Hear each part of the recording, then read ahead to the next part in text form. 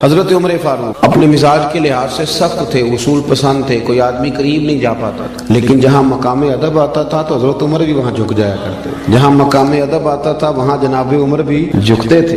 ایک دن نہ صحابہ کرام نے مسجد میں بیٹھ کے یہ میٹنگ کی کہ یار نبی رحمت علیہ السلام کے زمانہ مبارکہ میں تو بظاہر غربت تھی، حضرت ابوبکر صدیق کے دور میں بھی اسلام پر زیادہ وسعت نہیں ہوئی تھی، اب تو اللہ نے کھول دیا بڑا کچھ، اب تو لاکھوں کا مال آ رہا ہے، بے حساب دینار آ رہے ہیں، پر عمر فاروق کا کرتا وہی پھٹا پرانا، بتا نا پیسے آ جائیں تو بال بھی مشورہ دین لا پہ کے بعد ہی دور بدل گیا، تو کہا جناب وہی پھٹا پرانا کرتا، اور پھر 50 ہزار دینار حضرت عمر کے حصے میں آئے ہیں۔ جب بدری صحابہ کو عائف ملے تو عمر مسجد سے نکلتے ہیں تو گھر جانے تک سارے پیسے بانٹ دیتے ہیں، تو عمر سے کہنا کرتا ہی بدل لے، یہ مسجد میں میٹنگ ہو گئی، طے ہو گیا، کہنا ہے جی کہنا ہے، کہنا چاہیے کہنا چاہیے۔ ایک صحابی بولے کہنے لگے کہنا تو چاہیے پر وہ شعر بھی بتاؤ جو عمر سے بات کرے گا، بندہ جو حضرت عمر سے بات کرے وہ بھی بتائیں۔ تو صحابہ کہنے لگے ایک بندہ ہے وہ کہیں گے تو عمر مان جائیں گے، وہ کون ہے؟ مولا علی شیر خدا رحم اللہ تعالی وجہہ الکریم، ان کی بڑی قربتیں ہیں آپس میں، بڑا پیار ہے، علی کہیں گے تو عمر مان جائیں گے۔ ٹھیک ہو کہ جناب مولا علی شیر خدا سے عرض کی کہ آپ حضرت عمر سے کہیں کہ کرتا بدل لیں۔ حضرت علی کہنے لگے بات تمہاری ٹھیک ہے، اور یہ بھی ٹھیک ہے کہ عمر میرا بڑا حیا کرتے ہیں، اور یہ بھی ٹھیک ہے کہ جیسے میں کہوں گا ویسے وہ کر لیں گے، اور کوئی اور بات ہوتی تو میں کہہ دیتا، یہ والی بات میں نے بھی کوئی نہیں کہنی کہ میں عمر کی طبیعت کو، مزاج کو، کہ میں جانتا ہوں روح کی غذا کیا ہے، یہ نہیں میں نے بات کرنا۔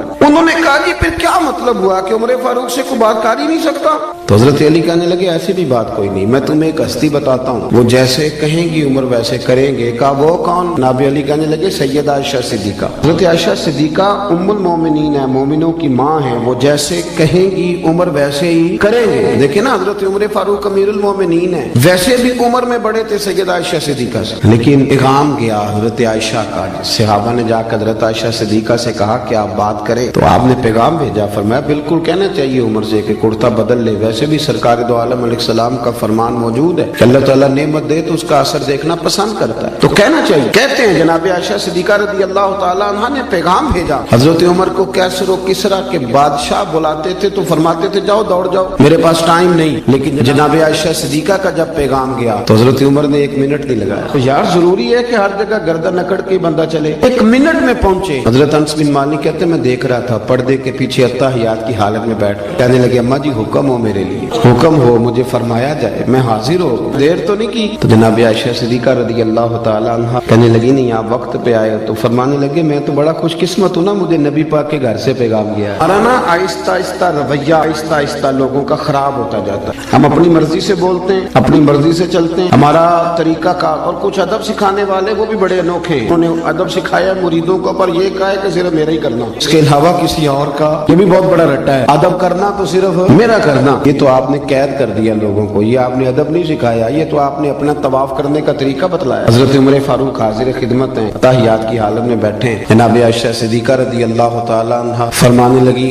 اے عمر فاروق صحابہ کی خواہش ہے کہ آپ نیا کرتا پہنے، بڑے بڑے سفیر وزیر آپ سے ملنے آتے ہیں۔ تو حضرت عمر نے گردن جھکا دی، اماں جی جیسے حکم ہوگا میں کروں گا، آپ حکم کرے میں کرتا ہوں۔ جناب سیدہ عائشہ صدیقہ رضی اللہ تعالی عنہ نے کہا کہ ٹھیک ہے آپ کل نیا کرتا بنوا کے پہنے، اماں جی ٹھیک ہے، ایک بات کرنے کی اجازت ہے؟ جناب عائشہ صدیقہ رضی اللہ تعالی عنہ فرمانے لگی کیجئے۔ حضرت عمر فرمانے لگے اماں جی یہ جو میں نے کرتا پہنا ہوا ہے نا جس کو پیوند لگے ہوئے ہیں، یہ میں حضور کے زمانے میں بھی پہنتا تھا، یہ میں ابو بکر صدیق کے زمانے میں بھی پہنتا تھا، اسی حال میں ان کے ساتھ رہا، میں نے اسی طرح ان کے ساتھ وقت گزارا، یہی میرا انداز رہا، اور اسی طرح ہم اکٹھے بیٹھتے تھے، یہ میری یادیں ہیں، یہ میرا رنگ ہے، یہ میرا اصل کچا رنگ للاری والا جڑا چڑھدا لیندا رہندا، اے عشق تیرے دا رنگ محمد چڑھ جائے پھر نہیں لیندا، یہ میرا اصل ہے، اگر مجھے اجازت دے دی جائے تو نظر ایک ویسے کروں گا میں وہی جو آپ حکم کریں گی۔ جناب عائشہ نے جب یہ بات سنی تو رو پڑی، پلو بھیگ گیا آنسوؤں سے، کہنے لگی عمر آپ جائیں جیسے آپ کا دل کرے آپ کریں، پر ایک بات میری سمجھ میں آ گئی ہے، رب نے آپ کو بڑا ہی ادب عطا کیا، آپ بڑے اکرام والے، یقین کریں لوگوں کا بڑا دعویٰ ہے نا ادب کرنے کا، ان کے بھی جملوں سے ادب نظر آتا ہے، عمل سے ادب نظر نہیں آتا، وہ پہلے اینک لگاتے ہیں اچھی طرح تنقید کی، اچھی طرح اوپر سے لے کر نیچے تک بندہ پرکھتے ہیں کہ اگر کوئی کمزوری نظر آ گئی ہے تو پہلے میں بچ جاؤں، قریب نہ مجھے جانا پڑے، تنقید کروں، پہلے وہ اینک لگاتے ہیں، اور پھر بھی اگر کوئی ان کی پہنچ پہ پورا اتر ہی آئے تو پھر بھی جو ان کا انداز ہے وہ انداز بتاتا نہیں کہ ان ان کے اندر ادب ہے، تھوڑا سا ترک ہوتا ہے، تھوڑی احتیاط ہوتی ہے، تھوڑا ایک سلیقہ ہوتا ہے، اور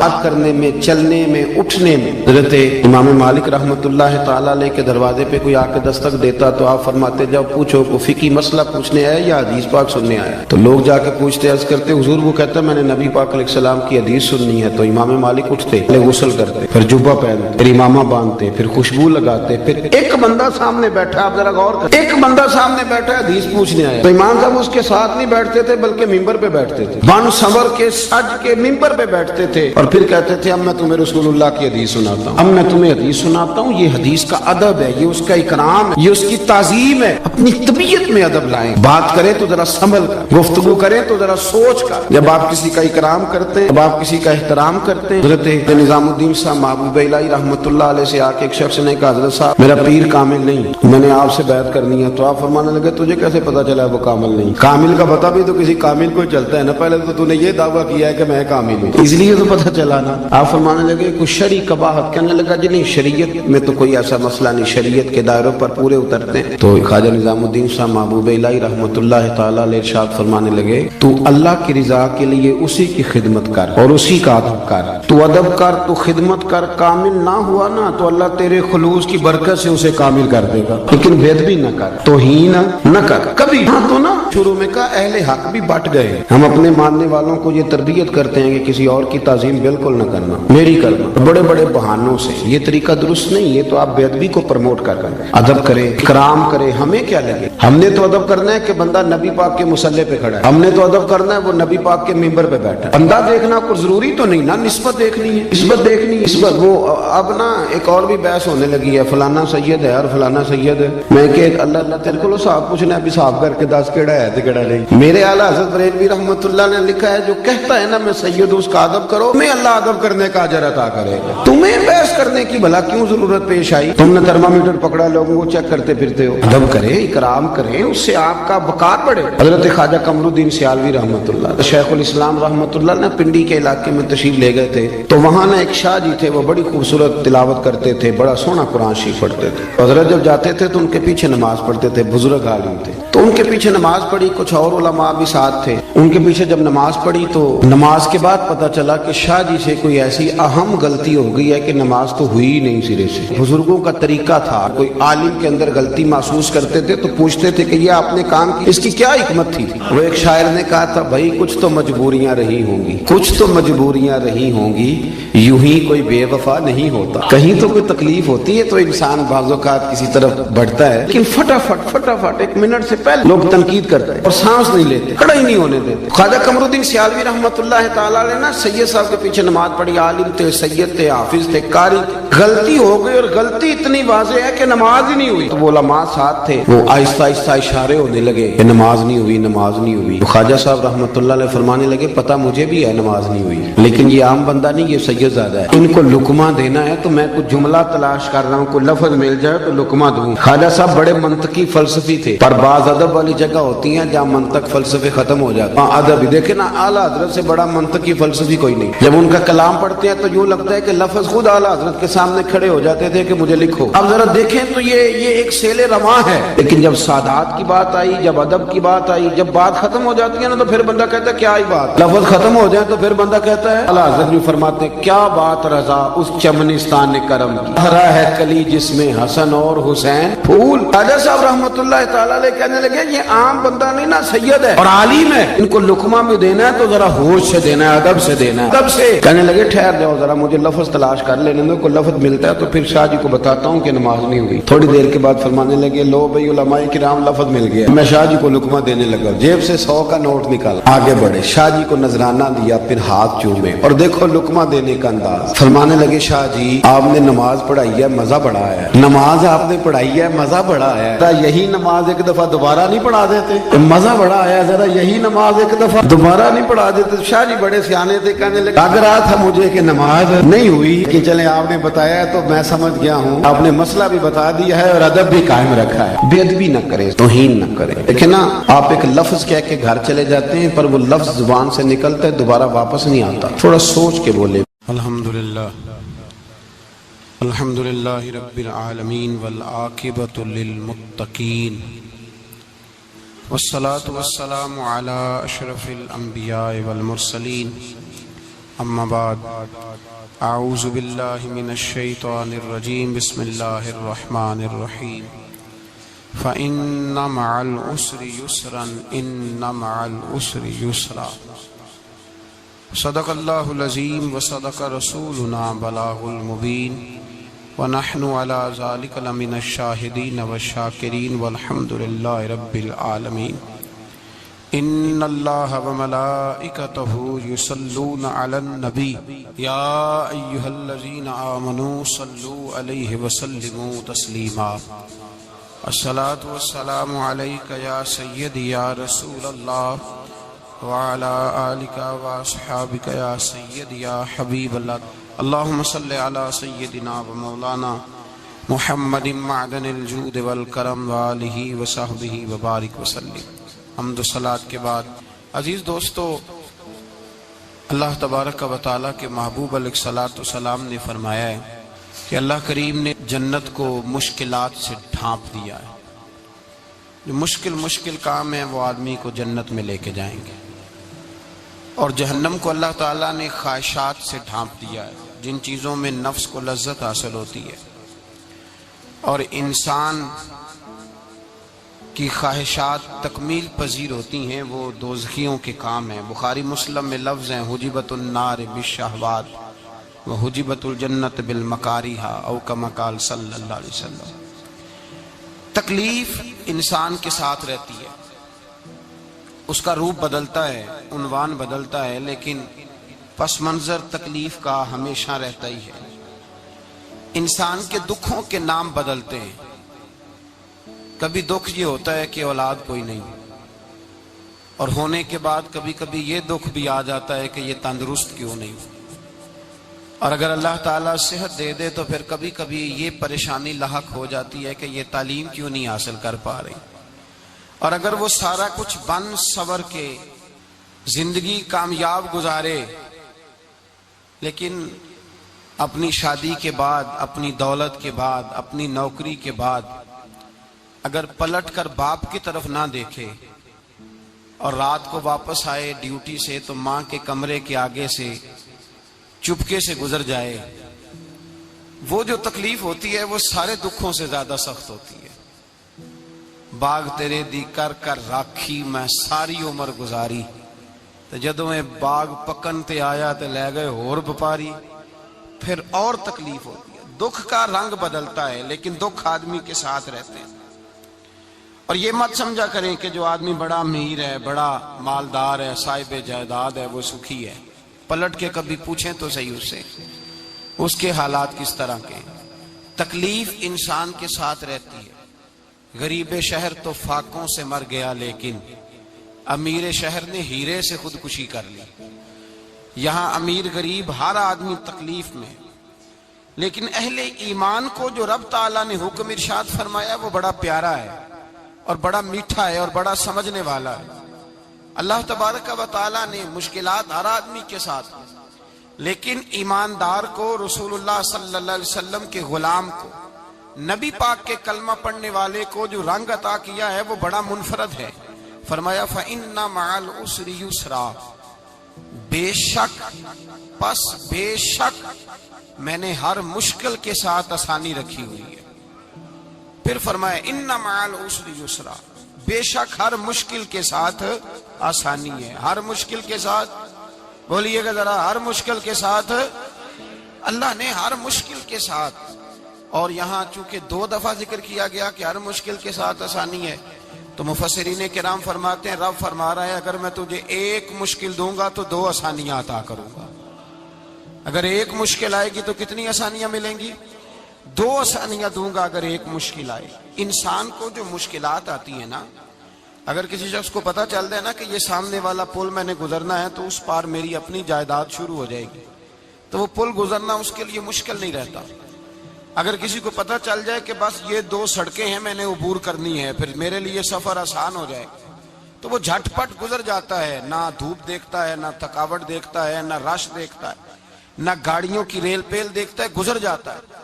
اللہ کریم نے فرمایا بندہ مومن جان لے، اگر میں تجھے 1 مشکل دوں گا تو میں تجھے کتنی آسانیاں؟ چلے سارے بول دیں کتنی جی؟ کتنی اللہ تعالیٰ آسانیاں دے گا؟ 2 آسانیاں۔ ہم لوگ اچھا جب ہمارا ذہن بن جاتا ہے نا کمزوری کا، ہمارا جب مزاج بن جاتا ہے مایوسی کا، پھر معاملہ ذرا ہمارے لیے گمبھیر ہو جاتا ہے۔ اگر ہم یہ ذہن بنائے نا کہ مشکل میرے اللہ کی طرف سے آئی ہے تو وہ مجھے آسانی بھی ضرور عطا کرے گا، تو پھر اللہ ضرور ہی آسانیاں عطا فرماتا ہے۔ اور جو مشکلات زندگی میں آتی ہیں نا، حضرت مولا علی شیر خدا رضی اللہ تعالیٰ عنہ کا بڑا خوبصورت فرمان ہے۔ حضرت علی فرماتے ہیں جب تجھے مشکل آتی ہے تو وہ تجھے رب کا پتہ بتانے آتی ہے، وہ تجھے اللہ کا پتہ بتاتی ہے۔ اس لیے کہ جب تو سارے اسباب کر لیتا ہے، جو ضرورت ہوتی ہے پوری کرتا ہے، تندرست ہو کے وہ کام کرتا ہے، پھر بھی کام نہیں ہوتا، تو اس کا مطلب ہے کرنے والا تو نہیں، کرنے والا کوئی اور ہے جو کام کرنے والا، کوئی اور ہے۔ تو عزیز بھائی یاد رکھیں، ہر مشکل کے ساتھ اللہ نے آسانی رکھی ہوتی ہے۔ اگر اللہ تبارک و تعالیٰ بیماری عطا کرے تو اس کے ساتھ اللہ پھر جو تندرستی دیتا ہے وہ بھی بڑی اعلیٰ ہی عطا فرماتا ہے۔ اگر اللہ کبھی غربت دے تو پھر اس کے بعد جو اللہ تعالیٰ آسانی دیتا ہے وہ بھی بڑی اعلیٰ ہی عطا فرماتا ہے۔ اگر کہیں سے آپ کو دکھ ملتے ہیں تو پھر جب سکھوں کا وقت آتا ہے تو پھر گنے نہیں جاتے۔ یاد رکھیں مشکلات کے پہلو میں آسانیاں ہوتی ہیں، اور جس آدمی کو مشکل آتی نہیں، میرے نبی کریم سید عالم صلی اللہ علیہ وسلم نے فرمایا مومن کو جو مشکل بھی آتی ہے اللہ اس کی برکت سے اس کے گناہوں کو معاف فرما دیتا ہے، اللہ اس کی برکت سے اس کے گناہوں کو معاف کرتا ہے۔ یہاں تک کہ حضور نے فرمایا میرے مومن کو کانٹا بھی چبھے تو اللہ تعالیٰ اس کی مشکل کو آسان فرما دیتا ہے۔ عقل مند لوگ عقل والے ہوتے ہیں، سیانے بندے وہ بات کرتے ہیں تو سیانی کر جاتے ہیں۔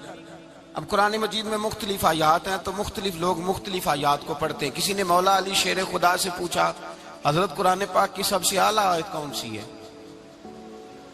سب سے قرآن مجید میں ہر لفظ ہی اعلیٰ ہے، ہر حرف ہی، ہر لفظ ہی، کیا بات ہے، ذالک الکتاب لا ریب فیہ، ہر بات اعلیٰ۔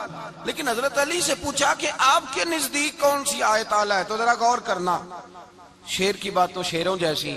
مولا علی فرمانے لگے قرآن مجید میں اللہ فرماتا ہے وما اصابکم من مصیبت فبما کسبت ایدیکم، فرمایا تمہیں دنیا میں جو بھی مصیبت آتی ہے تمہارے ہاتھوں کے کرتوتوں کی وجہ سے آتی ہے، ویعفو عن کثیر، بہت ساری تمہیں معاف کر دیتا ہوں۔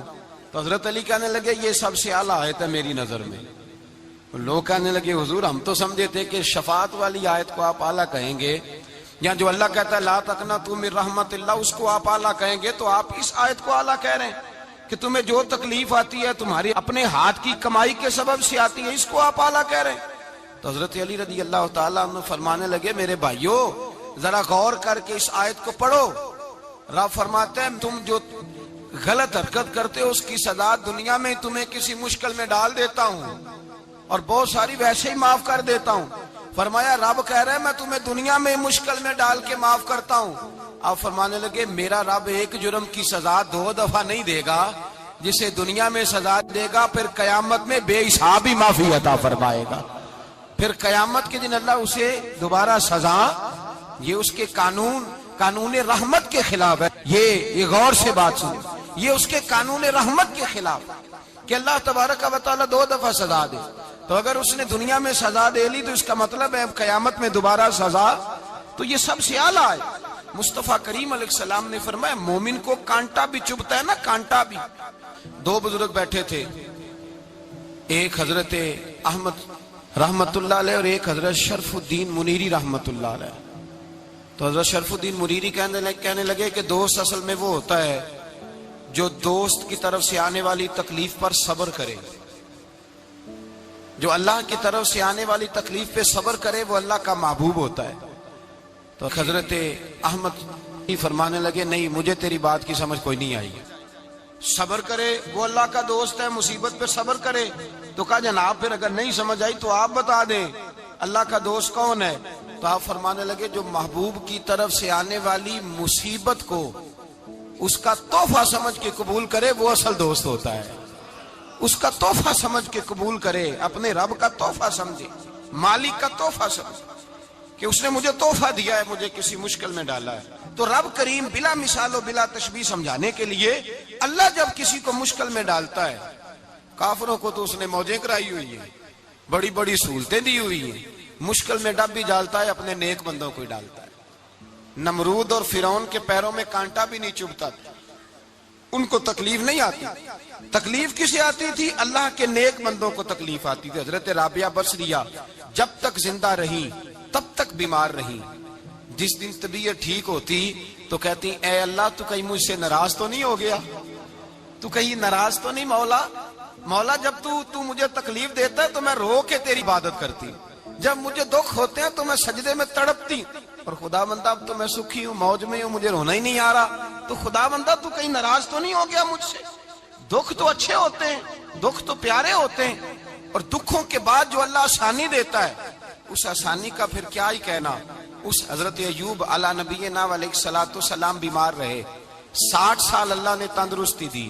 کتنے سال بولے؟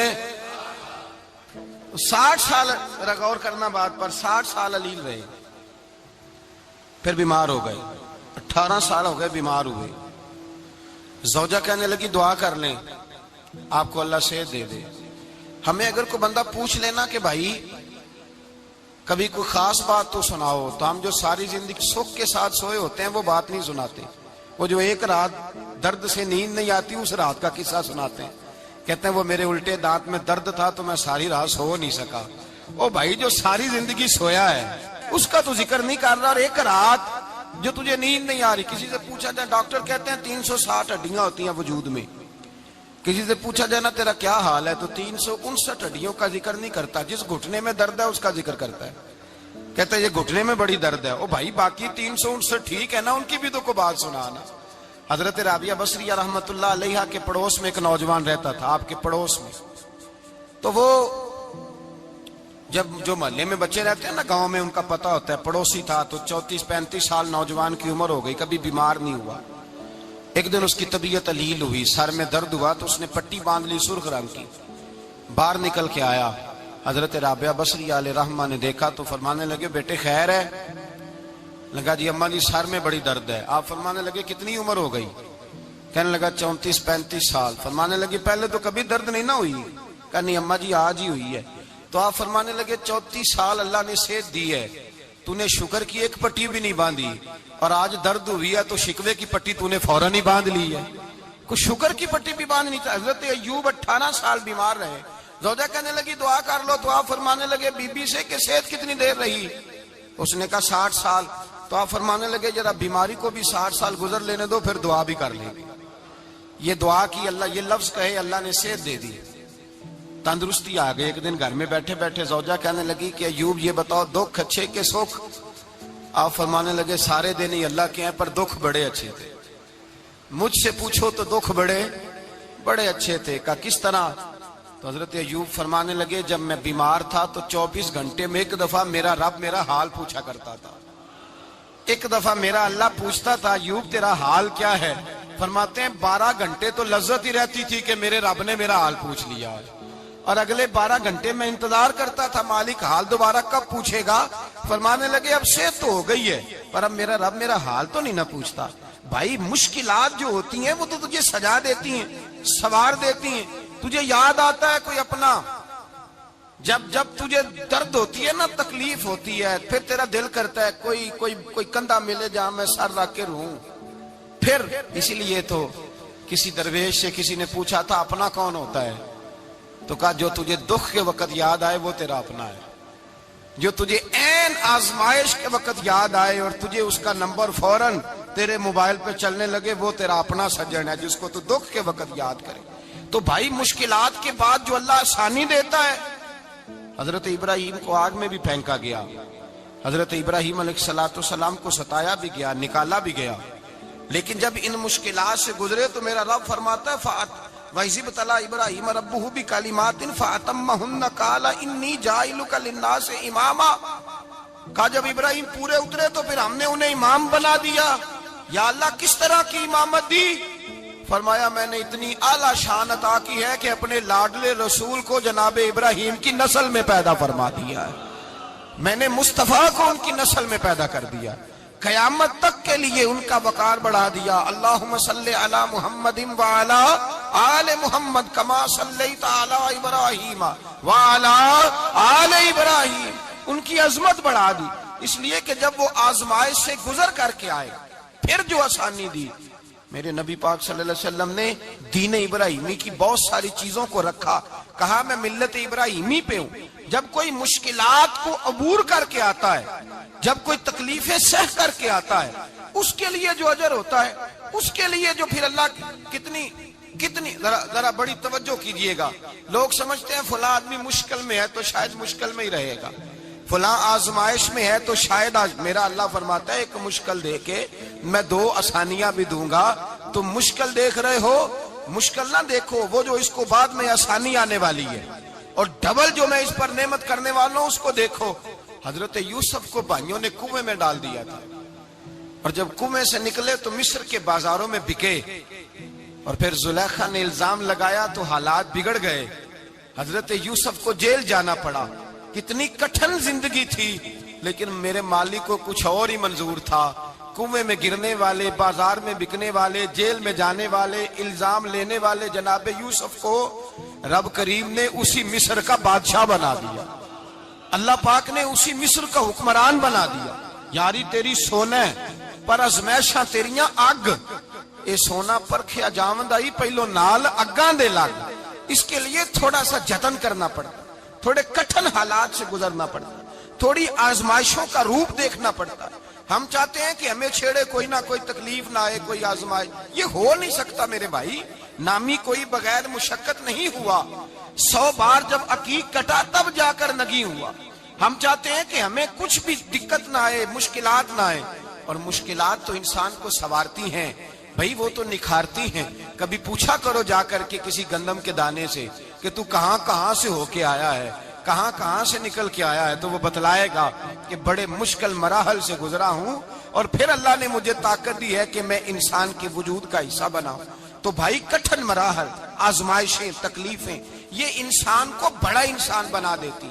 یہ اس کے لیے ترقیوں کا پیش خیمہ ہوتی. ہمارے جوان پریشان ہو جاتے ہیں. عورتیں خاص کر کے اس بات پہ توجہ کریں، وہ بڑی جلدی غم لے جاتی ہیں. وہ کہتی ہیں جانے میرا کچھ ہوگا ہی نہیں، جانے میرا کچھ ہو ہی نہیں سکتا. میرے بھائی درجنوں اور بیسیوں لوگ ایسے ہیں جن کی اولادیں نہیں تھی، لیکن نام ان کا ان سے بھی زیادہ ہے جو بڑے بڑے صاحب اولاد.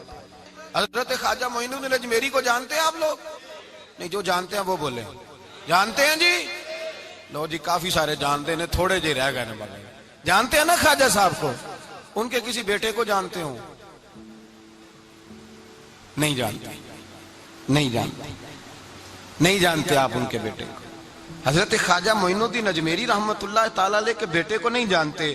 لیکن ویسے آپ ہندوستان میں کسی آدمی کو چھیڑ کے دیکھیں، وہ کہے گا میں خواجہ صاحب کا روحانی بیٹا ہوں، میں اولاد.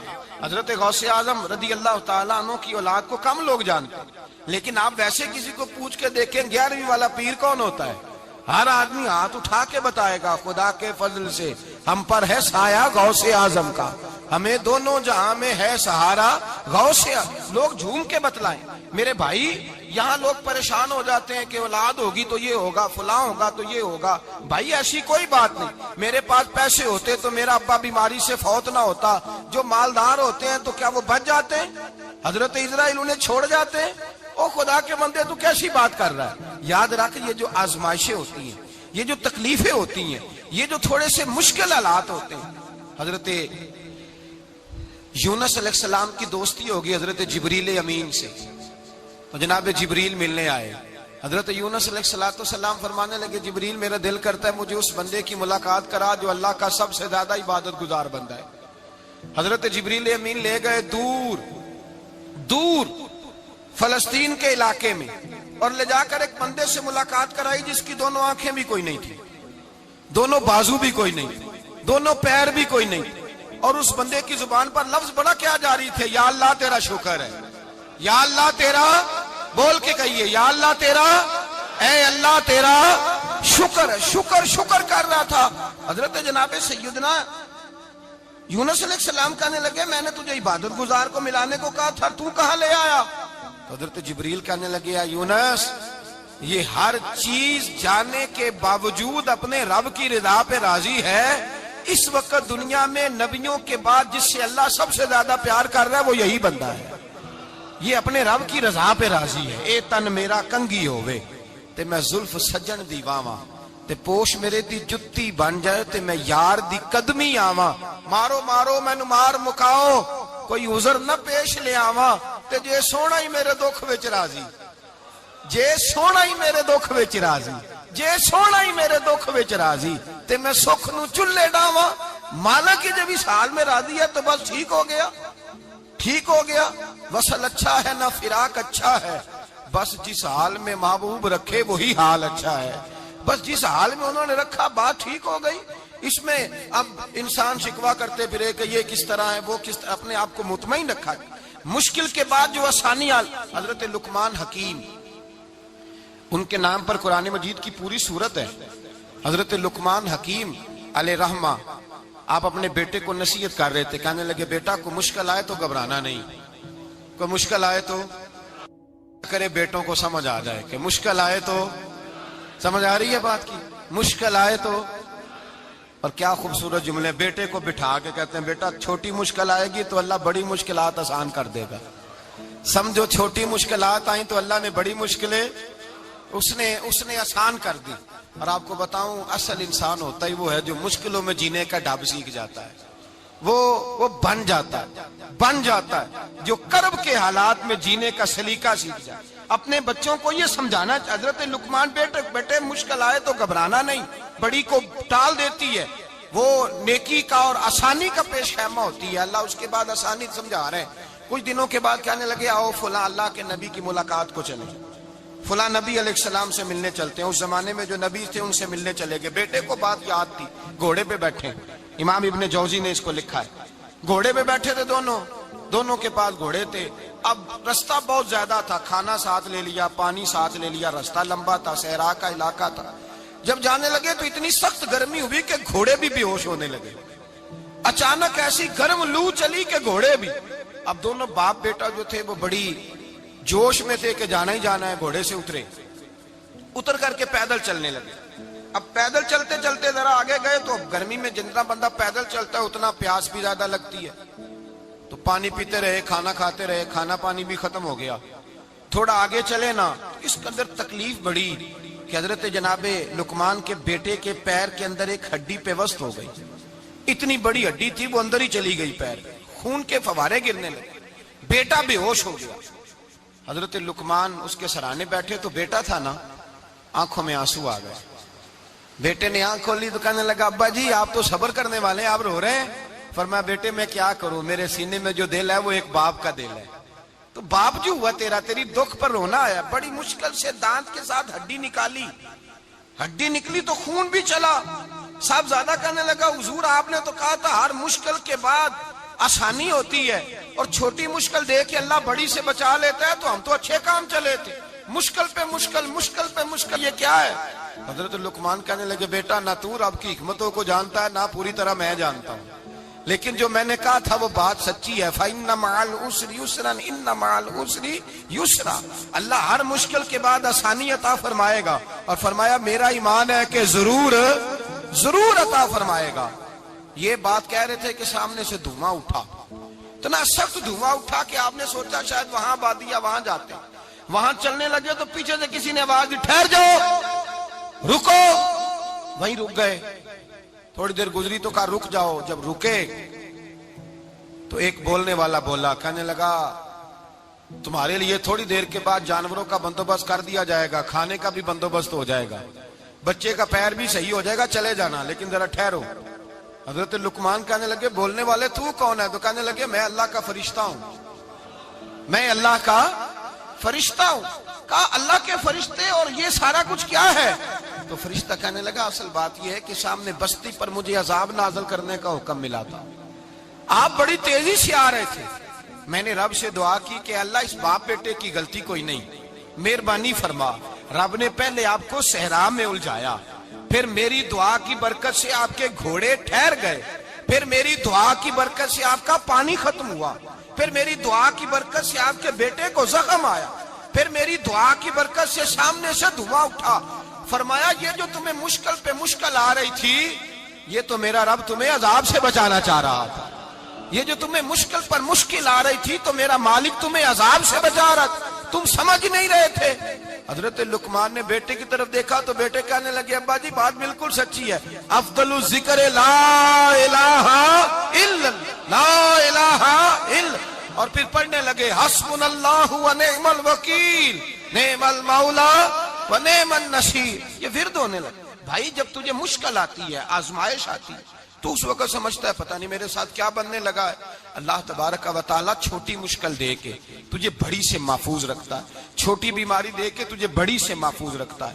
بلکہ میں ایک دفعہ ایک تکلیف میں، ایک آزمائش میں مبتلا ہو گیا، تو میں نے اپنے حضرت سے کہا کہ حضور سارے دکھ کٹھے ہی آ گئے، کیا کیا جائے؟ تو آپ فرمانے لگے بڑے خوش نصیب ہو، جوانی میں اللہ نے دکھ دے دیے، بڑھاپے میں آئے تو برداشت نہیں ہوتے، یہ تو بڑے وقت پہ آ گئے، شکر ادا کرنا چاہیے، اس زمانے میں برداشت نہیں ہوتے، اب آسانی ہے، ان کو برداشت کرو، ہمت کرو۔ میرے بھائی یاد رکھیں، آزمائشیں تکلیفیں آپ کو بڑا کرنے کے لیے آتی ہیں۔ ہم آزمائش کو برا جانتے ہیں، دکھ کو برا جانتے ہیں، دکھ تو بڑے پیارے ہوتے ہیں، یہ رونے کا سلیقہ سکھاتے ہیں، یہ اللہ کو منانے کا طریقہ سکھاتے ہیں، یہ مسجد میں جانے کا۔ وہ جو سکھی بندہ ہے نا، سکھی، مجھے ایک صاحب کہنے لگے دو قسم کے لوگ مدینے سے آتے، مدینہ شریف پوچھنے لگے، کہنے لگے حضرت جی دو قسم کے بندے ہیں، کچھ واپس جاتے ہوئے تڑپ رہے ہیں، کچھ تصویریں کھینچ رہے ہیں رخصتی کے وقت، فرق کیا ہے؟ تو میں نے کہا وہ جو تصویریں کھینچ رہا ہے وہ امیر آدمی ہے، اسے پتا ہے کہ میں پھر ٹکٹ لے لوں گا، مہینے کے بعد پھر آ جاؤں گا، اور یہ مدینہ چھوڑتے ہوئے تڑپ رہا ہے، یہ کوئی غریب ہے، یہ کہہ رہا ہے پتہ نہیں دوبارہ موقع ملے کہ نہ ملے، یہ دکھی ہے، یہ آزمائش میں دکھی۔ سکھی بندہ تو مکے جا کے نہیں روتا، وہاں بھی کھڑا ہے، ڈٹ کے کھڑا، دکھی کوئی نہیں تو روئے کیسے؟ روئے کیسے؟ دکھیے دی گل دکھیا ہی جانے، دکھیے دی گل، کیا خوبصورت لفظ ہے میاں صاحب کی، اور لفظوں میں حسن دیکھے، کہنے لگے دکھیے دی گل اے دکھیا ہی جانے، تے سکھیے نو کی خبراں، تے یار جنہاں دے موت نے مارے روندے نہیں تک تک قبراں۔ یہ مشکل مرحلہ ہوتا ہے، جب انسان تکلیف میں ہوتا ہے پھر اسے احساس ہوتا ہے، اور تکلیف والے کو ہی تکلیف والے کی تکلیف کا احساس ہوتا ہے۔ جب آپ کو اللہ مشکل دیتا ہے تو سمجھ لے رب آسانی دینا چاہ رہا ہے، جب تیز دھوپ آتی ہے تو سمجھ لے اللہ گرم ہوا گزار کے ٹھنڈی بارش برسانا چاہ رہا ہے، اور جب چاروں طرف سے گھٹن ہو، پنجابی میں کہتے ہیں گمہ لگ جائے، تو پھر سارے بول کے کہتے ہیں اب جو طوفان آئے گا وہ سخت ہی آئے گا، اس لیے کہ گھٹن جتنی زیادہ ہوتی ہے پھر فضل بھی اتنا۔ جن لوگوں نے تکلیفیں زیادہ سہی تھی رب نے عزتیں بھی زیادہ ہی عطا فرمائی، جن لوگوں نے تکلیفیں زیادہ سہی نا انہیں اللہ نے درجہ بھی۔ حضرت بلال حبشی نے بڑی تکلیف سہی، مارا کرتا تھا امیہ، بڑا مارتے تھے، اتنا مارتے تھے کہ موٹے، آپ نے کبھی دیکھے ہیں دیہاتوں میں موٹے موٹے موٹے موٹے پائے ہوتے تھے چار پائیوں کے، موٹے موٹے موٹے موٹے بان کی چار پائیاں اور بڑی چار پائیاں کافر بچھا کے بیٹھ جاتے، اور حضرت بلال حبشی کے پیر ان کے نیچے رکھ دیتے، ہاتھ ان کے نیچے رکھ دیتے، آگ لوہا گرم کر کے اس کے اوپر ننگے بدن لٹا دیتے۔ مکے نے بڑی آزمائشیں دیکھی، پھر اسی مکے نے، مدینے نے عجیب رنگ دیکھا کہ میرے نبی معراج سے واپس آئے، اور حضور نے عظمت دی، فرمایا بلال یار تیرا بڑا مقام ہے، تو مدینے میں چل رہا تھا اور میں جنت میں تیرے قدموں کی آواز سن رہا تھا، کتنا تیرا مقام ہے، کتنا تیرا درجہ، میں وہاں تیرے چلنے کی آواز سن رہا تھا۔ حضرت ابو بکر صدیق رضی اللہ تعالیٰ عنہ نے اس زمانے میں حضور کی نوکری کی جب دوسرا جانثار کوئی نہیں تھا، سارے لوگ تانے دیتے، کہتے ابو بکر تو اکیلا ہی سیاںا ہے، سارا مکہ مخالفت کرتا ہے، تو جان ہی نہیں چھوڑتا، سارا زمانہ مخالفت کرتا۔ ابو بکر صدیق نے مال بھی دیا، جان بھی دی، شہزادی حضرت عائشہ بھی دی حضور کی خدمت میں، ہر چیز لٹا دی۔ دنیا کو پتا اس دن چلا جس دن میرے رسول پاک صلی اللہ علیہ وسلم مسجد نبی میں بیٹھے تھے، درجنوں صحابہ تھے، حضور نے فرمایا ابو دردہ کو تو بلاؤ۔ جناب ابو دردہ حاضر ہوئے تو کہتے ہیں حضور کا چہرہ دیکھا تو ناراضگی ہے چہرے پہ، میں نے دیکھتے ہی کہا حضور آپ مجھ سے ناراض ہیں؟ حضور نے فرمایا ہاں میں ناراض ہوں۔ جب یہ لفظ کہے تو میں کانپنے لگا، حضور ناراض ہو گئے؟ میں نے کہا یا رسول اللہ میری غلطی۔ تو نبی پاک نے فرمایا تو میرے ابو بکر کی عظمت نہیں جانتا؟ حضور جانتا ہوں۔ حضور کیا ہوا؟ नबी पाक ने फरमाया कल तू गली में गुजर रहा था, अबू बकर भी गुजर रहा था, तूने सोचा ही नहीं तू मेरे अबू बकर के आगे आगे चल रहा था? ये ख्याल ही नहीं आया, तुझे पता नहीं कि जिसने मेरे साथ नेकी की मैंने बदला चुका दिया है। अबू बकर का बाजू थाम के अल्लाह की बारगाह में ले जाऊंगा, मेरा रब भी उसे बदले अता फरमाएगा। ये अजमत, ये शान, ये बुलंदी और रिफत मुश्किलात से गुजरने के बाद मिली। मेरे नबी पाक सल्लल्लाहु ताला अलैहि वसल्लम के साथ मौला कायनात शेर खुदा हजरत अली ने 9 साल की उम्र से वफा शुरू की और तादम आखिरी हजरत अली ने वफा की मुस्तफा से। कठिन मराहल से गुजरे, कठिन मराहल से।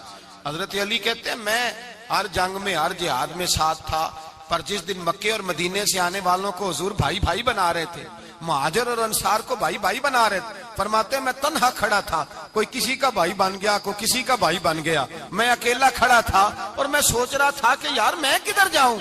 कहते हैं मैं इस हद तक आया कि मेरे आंसू बहने लगे, लेकिन मेरी मुश्किलात को आसानी तब मिली जब मदीने के चांद धीरे से उठे, मेरे करीब आए, मेरा बाजू थामा और फरमाया अली बाकी सारे भाई भाई बन गए हैं, अंता खीफ दुनिया वाला आखिरा, तू मेरा भाई है, दुनिया में भी मेरा भाई है, कयामत के दिन भी मेरा भाई है। हुजूर ने एजाज दिया और गदीर खुम के मौके पर हजरत अली का बाजू थाम के खड़ा करके हुजूर ने फरमाया मन कुन्तु मौला हूं फाज अलीयुल मौला, फरमाया जिसका मैं मौला हूं उसके अली भी मौला है। महबूब पाक सैयद आलम सल्लल्लाहु अलैहि वसल्लम ने जिन लोगों ने मुश्किलात बर्दाश्त की, फिर उनको एजाज मिला, उनको दर्जे मिले, उनके लिए जो आसानी। हजरत उस्मान गनी ने सहाबा में सबसे ज्यादा मजलूमियत काटी, सबसे ज्यादा मजलूमियत। 40 दिन पानी बंद रहा, खाना बंद रहा, तकलीफ और आजमाइश का वक्त हुआ। इमाम जलालुद्दीन सुयूती रहमतुल्लाह ताला अलैह अल-हवील फतावा में लिखते हैं, कहते हैं जब हजरत उस्मान गनी पर खाना और पानी बंद था, एक शाम हजरत अब्दुल्ला बिन सलाम मिलने गए। उस शाम, उस सुबह जिस शाम हजरत सैयदना उस्मान गनी शहीद हुए, जनाब अब्दुल्ला इब्न सलाम कहने लगे उस्मान तेरा क्या हाल है, किस पोजीशन में है? कहते हैं जनाब उस्मान गनी कहने लगे अब्दुल्ला आज मैं बड़ा सुख में हूँ। कहा 40 दिन बीत गए, खाना नहीं आया, पानी नहीं आया, तो आज क्यों सुखी हो? फरमाने लगे आज मदीने की सामने वाली गली में मैंने मुस्तफा का दीदार किया है और नबी पाक सल्लल्लाहु अलैहि वसल्लम ने फरमाया उस्मान अगर तू कहे तो तेरे लिए पानी का बंदोबस्त कर दिया जाए, तेरी मुश्किल आसान हो जाए, और अगर तू कहे तो तेरे लिए वो आसानी की जाए, वो आसानी की जाए कि आज तू मेरे पास आके रोजा इफ्तार कर ले। तो हजरत उस्मान गनी कहने लगे मैंने मुस्तफा से अर्ज किया हुजूर मुझे यहाँ का शौक नहीं चाहिए, मुझे वो आसानी चाहिए जो आपके पास इफ्तार से मिलेगी। फरमाने लगे आज मैं रुखसत हो जाऊंगा, इफ्तार रसूलुल्लाह के पास करूंगा। हजरत अब्दुल्ला इब्न सलाम फरमाते हैं फिर उस शाम हजरत उस्मान शहीद हो गए। लोग कहने लगे उस्मान शहीद हो गए, और मैं कहने लगा नहीं, उन्होंने जाके नबी पाक के दस्तरखान पे रोजा इफ्तार कर लिया है। रोजा इफ्तार भाई, फिर बाद में जो आसानी मिली इन लोगों, जो इन लोगों को दरजात नसीब हुए, कठिन। हजरत अब्दुल्ला मुजनी हुजूर के गुलाम थे, कबीला मुजन के रहने वाले, वालिद फौत हो गए, चचा ने पाला था, इस्लाम कबूल कर लिया। चचा इस्लाम का बड़ा दुश्मन है, हुजूर का नाम आए तो जलाल करता है, हसद और बुगज में जल जाता है, बड़ी इस्लाम के साथ दुश्मनी और इनाद रखता है। हजरत अब्दुल्ला कहते हैं पहले तो मैं इश्क रिसालत को दबाता रहा, फिर ये चिंगारी शोला बन गई, फिर के ये हल्का सा जज्बा समुंदर और सहरा का रूप धार गया। फरमाते हैं माँ थी और मैं था, मैं गया जाके चचा से कहा मैं नहीं रह सकता। कहाँ जाएगा? तो मैंने धीमे लहजे में कहा मैं मदीने जाऊंगा, अब मैं रसूलुल्लाह के मदीने जाऊंगा, अब मेरा गुजारा नहीं होता, अब मैं जाऊंगा। कहते हैं चचा कहने लगा अच्छा तू वहां जाएगा, तुझे मैंने पाला, मैंने पोसा, वो मकान मैंने तुझे बना के दिया, तेरी जेब में जो पैसे हैं मेरे दिए हुए हैं। कहते मैंने कहा चचा मैं सारा कुछ सोच के आया हूं, मकान भी तू रख ले, पैसे भी रख ले। कहते उसने हर चीज रखवा ली। जब पलटने लगा तो चचा कहने लगा जो कपड़े तूने पहने हैं ये भी मैंने खरीद के दिए थे। हजरत अब्दुल्ला फरमाते हैं मैंने वो कपड़े भी उतार के दिए। बरहना हालत में मैं माँ के पास गया और मैंने कहा अम्मा मैं पहले भी तो नंगा पैदा हुआ था, तूने ही कपड़े पहनाए थे, मेरा फिर बदन नंगा हो गया है, कपड़े दे दे। कहते हैं 2 बीबियों वाले कपड़े अम्मा ने दिए, एक मैंने तामत बांध ली, दूसरा ओढ़ लिया और मदीने पहुंचा। कहते हैं जब मैं ठंडी रात मदीने पहुंचा तो काले रंग के हबशी गुलाम حضرت بلال دودھ کا پیالہ لیے کھڑے تھے، ہاتھ میں کھجوریں تھی، کمبل تھا، کہنے لگے آجا آجا۔ مصطفیٰ نے فرمایا تھا قبیلہ مزن سے میرا غلام آ رہا ہے، میں ساری رات سے تیرا انتظار کر رہا ہوں۔ حضرت جناب سیدنا عبداللہ رضی اللہ تعالیٰ عنہ فرماتے میری مشکل آسان ہوئی، فرماتے مجھے مدینے میں اعزاز مل گیا، مجھے عزت مل گئی، ہر آدمی میری قدر کرنے لگا۔ گویا بزرگ کہتے ہیں کہ حضرت عبداللہ دعا کرنے لگے کہ اے اللہ تو نے مجھے بڑی شان دی ہے مصطفیٰ کی گود میں، اگر اسی رحمت کے چھاؤں میں پردہ کر جاؤں تو میری بات بن جائے گی۔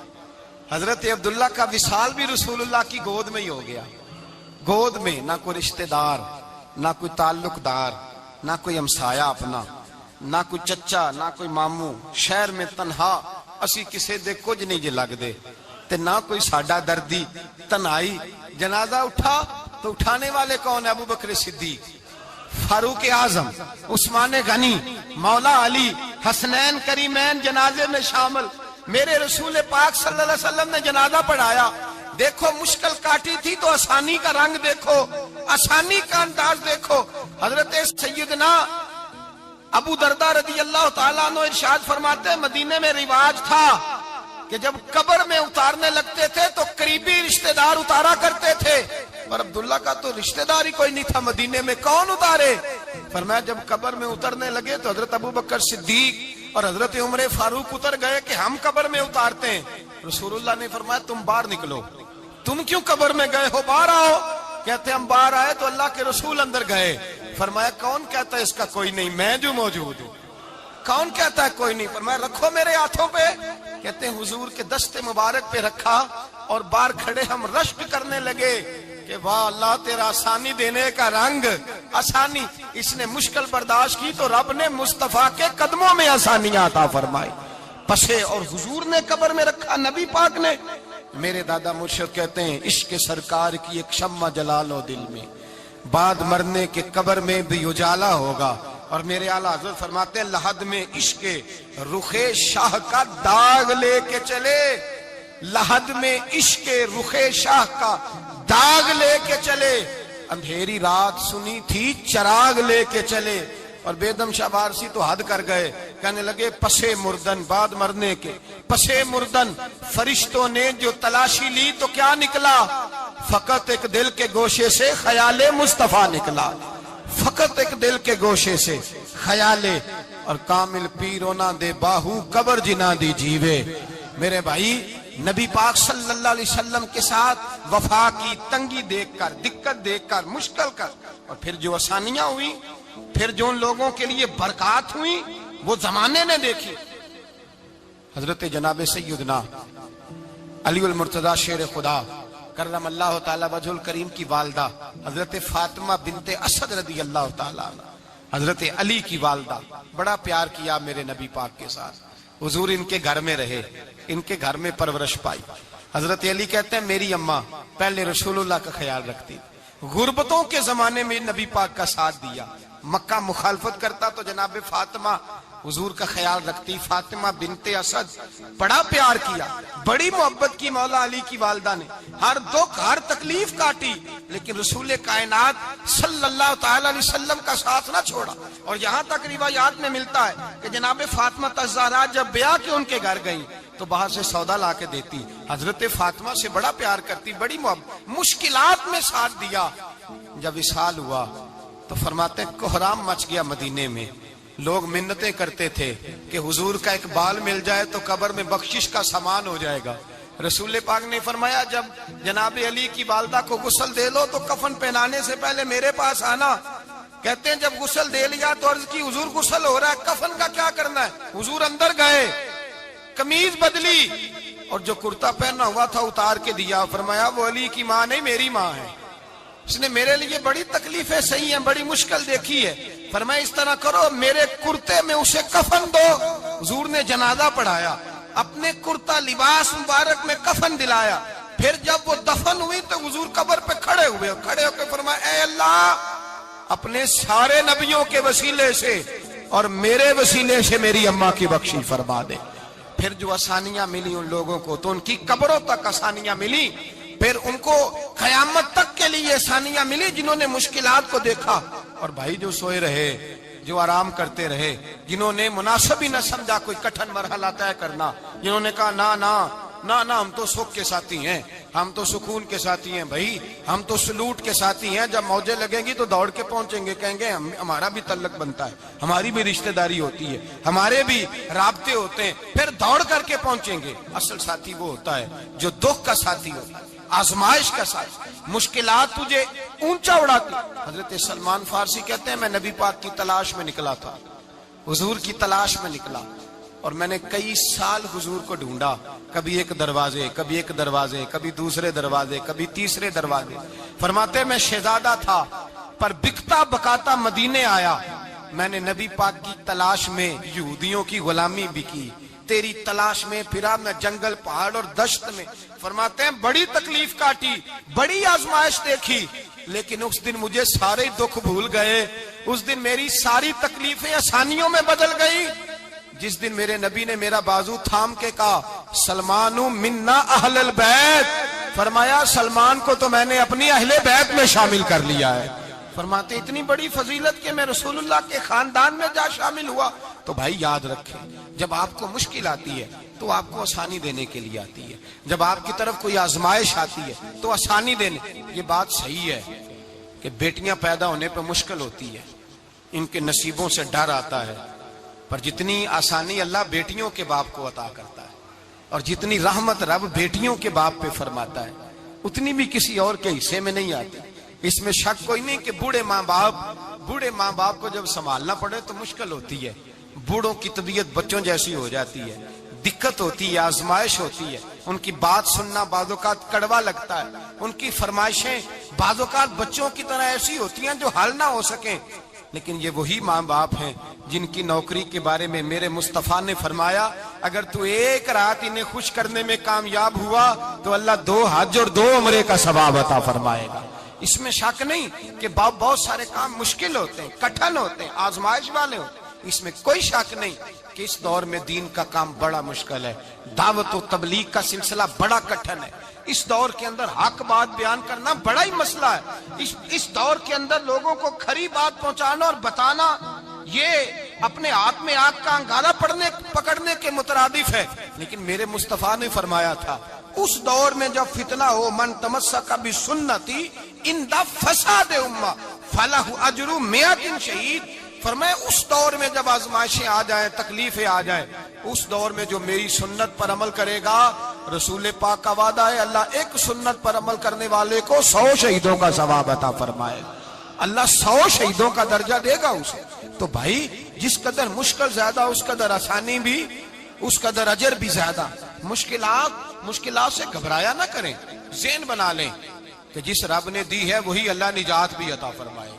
انسان آسان ہو جاتا ہے. ہم لوگوں نے نا دوڑ صرف سکھ کٹھے کرنے کے لیے لگا لی ہے، سکھ کٹھے کرنے کے. وہ لوگ دکھوں میں راضی رہتے تھے، آزمائشوں میں. ہمارا دعویٰ ہے رب رسول سے پیار کا، اور میرے حدیث بخاری میں ہے فرمایا جو مجھ سے جتنا زیادہ پیار کرے گا اتنا اس کی طرف مشکل زیادہ آئے گی. حضرت ابو بکر شبلی رحمت اللہ علیہ سے کچھ لوگ ملنے آئے، کہنے لگے صاحب ہمیں آپ بڑے اچھے لگتے ہیں، بڑے پیارے لگتے ہیں، آپ کی زیارت کرنے آئے، دل کرتا ہے 2 گھڑیاں پیر دبا دیں، دست مبارک چوم جائیں، دست بوسی ہو جائے، دل کرتا ہے. آپ نے فرمایا واقعی مجھ سے پیار ہے؟ کہا حضور بڑا پیار ہے. فرمایا سوچ لو کا صاحب بڑا پیار، پھر سوچ لو کا بڑا پیار ہے. حضرت ابو بکر شبلی دیوانے سے آدمی تھے، پتھر اٹھائے روڑے اور زور زور سے ان لوگوں کو مارنے شروع کر دیے. دوڑ گئے، کہنے لگے بابا تو پاگل ہو گیا ہے. جب دوڑے تو حضرت ابو بکر شبلی فرمانے لگے بس تم تو کہتے تھے ہمیں پیار بڑا ہے. کہا حضور کیا مطلب؟ آپ فرمانے لگے اگر تمہیں مجھ سے پیار ہوتا تو میرے روڑے کھا کے میرے دروازے پہ مر جاتے، کبھی میرا ساتھ چھوڑ کے نہ جاتے. تمہیں پیار نہیں، تم سکھ کے سجن ہو، تم چوری کھانے والے میاں مٹھو ہو. تم تو اس لیے آئے ہو کہ یہاں برکتیں ملیں گی، موجیں ملیں گی. تمہیں پیار نہیں. ہمیں خدا رسول سے پیار بھی ہے، ذرا سی آزمائش آئے رونے بیٹھ جاتے ہیں. غریب بھی رو رہا ہے، بیمار بھی رو رہا ہے، تنگ دست بھی رو رہا ہے، اور جو آدمی کسی مشکل میں گرفتار ہے وہ بھی کہتا ہو جتنا میں الجھ گیا ہوں ہے ہی کوئی نہیں. اٹھیں، بیدار ہوں، اپنے آپ کو توانا کریں، اپنے اندر جولانیاں پیدا کریں. یاد رکھیں جتنی مشکل سخت ہوگی اتنی آسانی بھی اللہ زیادہ ہی عطا فرمائے گا. اللہ تعالیٰ زیادہ اور وعدہ کیا اللہ پاک نے فَإِنَّ مَعَ الْعُسْرِ يُسْرًا إِنَّ مَعَ الْعُسْرِ يُسْرًا، فرمایا اگر میں تمہیں ایک مشکل دوں گا تو میں تمہیں 2 آسانیاں عطا فرماؤں گا۔ اللہ تعالیٰ ڈبل آسانی دیتا ہے اگر کسی پر مشکل ڈالتا ہے۔ اپنے آپ کو کمزور نہ کریں، ذہن بنائیں دکھ سہنے کا، مزاج بنائیں تکلیف برداشت کرنے کی، پھر یہ مشکل نہیں ہوگا، پھر آسانی سے بندہ گزر جائے گا۔ دعا ہے رب کریم کی بارگاہ میں اللہ سمجھنے کی توفیق عطا فرمائے۔ آخر دعوانا الحمدللہ۔